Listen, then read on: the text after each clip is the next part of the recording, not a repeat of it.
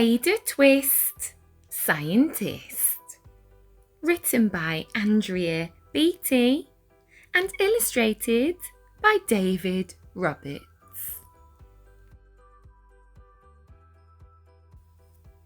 Ada Marie said not a word till the day she turned 3. She bounced in her crib and looked all around, observing the world, but not making a sound. She learned how to climb and made her big break, with a trail of chaos left in her wake. She ran through the day, chasing each sound and sight, and didn't slow down till she conked out at night.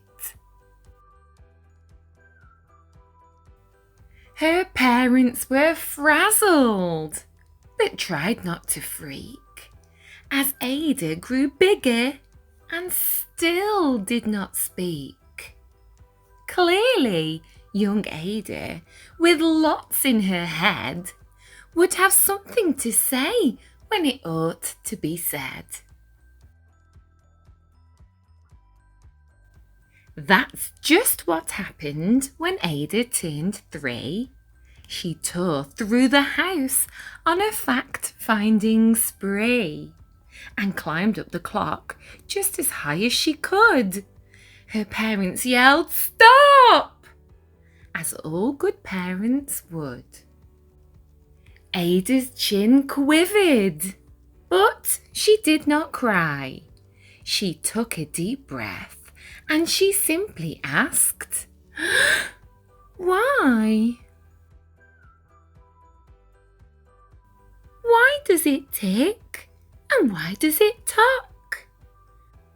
Why don't we call it a granddaughter clock? Why are there pointy things stuck to a rose? Why are there hairs up inside of your nose?" She started with why, and then what, how, and when. By bedtime, she came back to why once again. She drifted to sleep as her dazed parents smiled at the curious thoughts of their curious child, who wanted to know what the world was about. They kissed her and whispered, "You'll figure it out."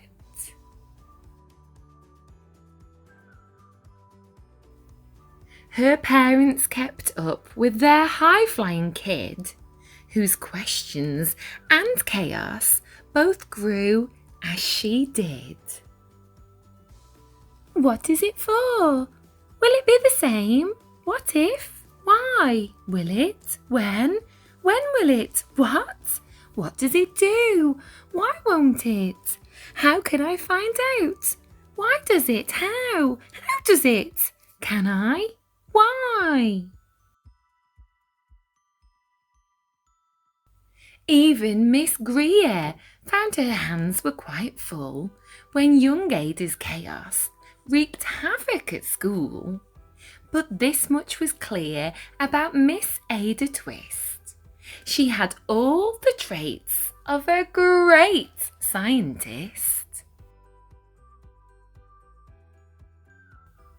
Ada was busy that first day of spring, testing the sounds that make mockingbirds sing, when a horrible stench whacked her right in the nose, a pungent aroma that curled up her toes. "Zowie!" said Ada, which got her to thinking. What is the source of that terrible stinking? How does a nose know there's something to smell? And does it still stink if there's no nose to tell? She rattled off questions and tapped on her chin. She'd start at the start, where she ought to begin. A mystery, a riddle, a puzzle, a quest. This was the moment that Ada loved best.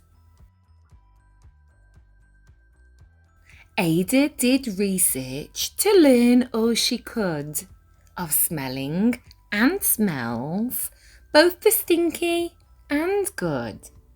One hypothesis Ada thought could be true. The terrible stink came from Dad's cabbage stew. She tested and tested, but soon Ada knew it was time to come up with hypothesis 2. Then, zowie! The stink struck again, just like that. Hypothesis 2. It's caused by the cat. The cat couldn't make such a stink on its own. It needed perfume and some fancy cologne. So young Ada tested. The test was a flop. She started again, but her parents yelled, "Stop! Ada Marie, to the thinking chair, now! By the time we count 3. Enough, said her mother. That's it, said her dad. Her parents were frustrated, frazzled, and mad. Why? Ada questioned. Her mother said, no. What? Ada queried. Her father said, go. You've ruined our supper. You've made the cat stink. Enough with your questions. Now sit there and think. She looked at her parents. Her heart turned to goo. Poor Ada Twist didn't know what to do. She sat all alone by herself in the hall, and Ada, once more, could say nothing at all. And so Ada sat, and she sat, and she sat, and she thought about science and Stew and the cat, and how her experiments made such a big mess. Does it have to be so? Is that part of success? Are messes a problem? And while she was thinking, what was that source of that terrible stinking? Ada Marie did what scientists do. She asked a small question, and then she asked 2. And each of those led her to 3 questions more. And some of those questions resulted in 4. As Ada got thinking, she really dug in. She scribbled her questions and tapped on her chin. She started at why, and then what, how, and when. At the end of the hall, she'd reached why once again. Her parents calmed down, and they came back to talk. They looked at the hallway and just had to gawk. No patch of bare paint could be seen on the wall. The thinking chair now was the great thinking hall.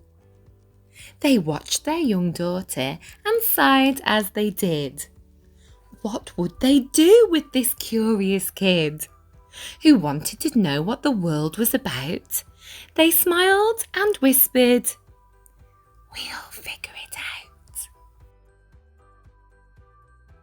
And that's what they did, because that's what you do when your kid has a passion and a heart that is true. They remade their world, and they're all in the act of helping young Ada sort fiction from fact. She asks lots of questions.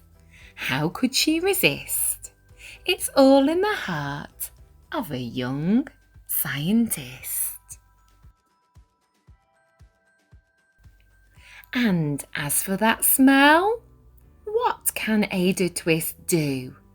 But learn all she can with her friends in grade 2. Will they discover the stink that curls toes? Well, that is the question. And someday, who knows?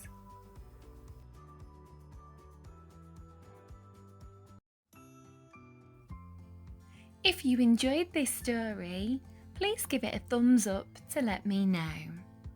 If you haven't already, make sure to hit that subscribe button.